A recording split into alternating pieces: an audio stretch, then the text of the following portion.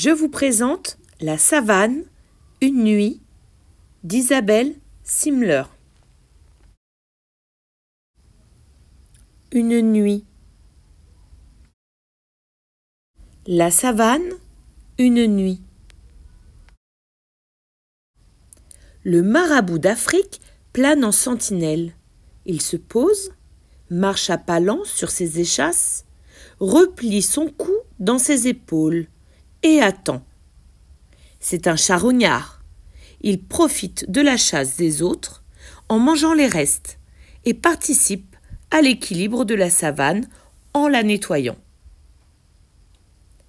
Le soleil se couche, mais la savane reste en éveil. La nuit approche. La plus fragile se réfugie auprès de leurs aînés. Du haut de son long cou, la girafe broute les acacias et scrute les alentours. En cas de danger, elle sait se défendre à coups de sabots. Son petit girafon, lui, est plus vulnérable. La nuit, contre les lions et les hyènes, il a besoin d'une protection très rapprochée.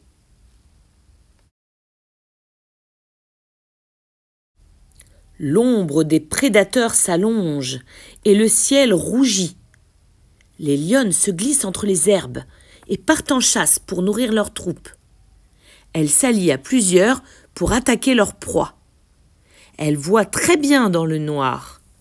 La lumière se réfléchit au fond de leur rétine et la bande blanche sous leurs yeux augmente la luminosité.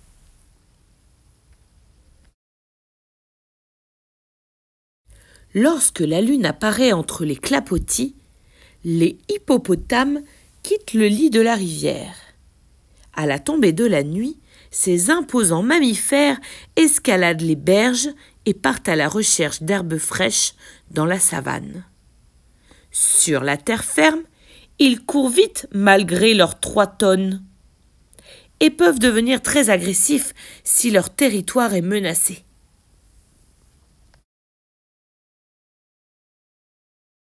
Ensemble, ils font bloc contre le danger. Les gnous ont l'ouïe fine et un très bon odorat. Les zèbres bénéficient d'une excellente vue. Mais lorsque les lions ou les hyènes attaquent, les gnous sont souvent les premiers touchés, car ils sont moins rapides que les zèbres.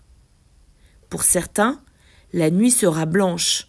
Zèbres et gnous se regroupent et restent aux aguets. Pour d'autres, la quête est solitaire. Silencieux, le léopard grimpe dans un arbre pour observer sa proie et la surprendre en jaillissant d'un seul bond. Une fois sa prise capturée, le félin athlétique la hisse à la fourche d'une branche pour la mettre hors de portée des autres prédateurs.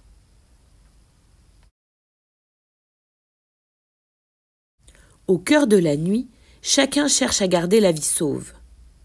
Avec ses longues oreilles dressées, l'Oryctérope traverse prudemment l'obscurité. Cet étrange animal existe depuis des millions d'années. La nuit, il quitte son terrier pour chasser fourmis et termites. Il les localise grâce à son odorat et les capture à l'aide de sa longue langue. Les géants dorment peu et marchent jusqu'à l'aube. Les éléphants profitent des températures plus fraîches de la nuit pour parcourir de grandes distances à la recherche d'un point d'eau. Le clan suit la plus âgée, la matriarche. Son étonnante mémoire lui permet de retrouver des chemins empruntés depuis plusieurs générations.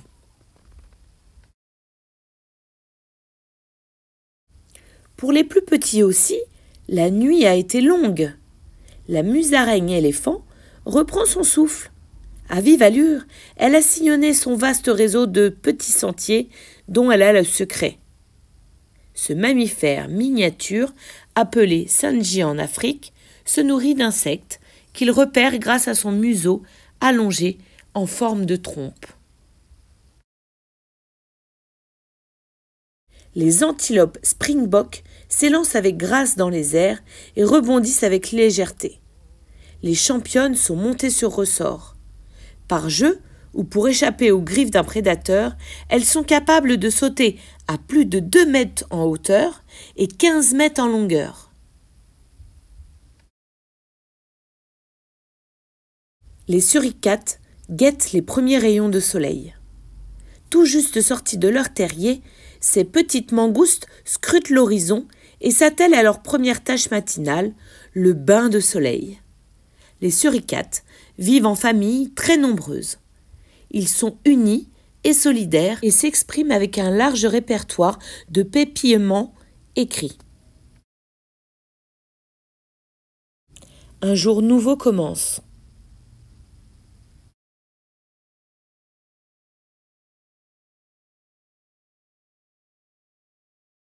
C'était La Savane, une nuit, dans la maternelle magique de Sandrine. N'hésitez pas à vous abonner et laisser un petit like pour cette histoire si vous l'avez appréciée.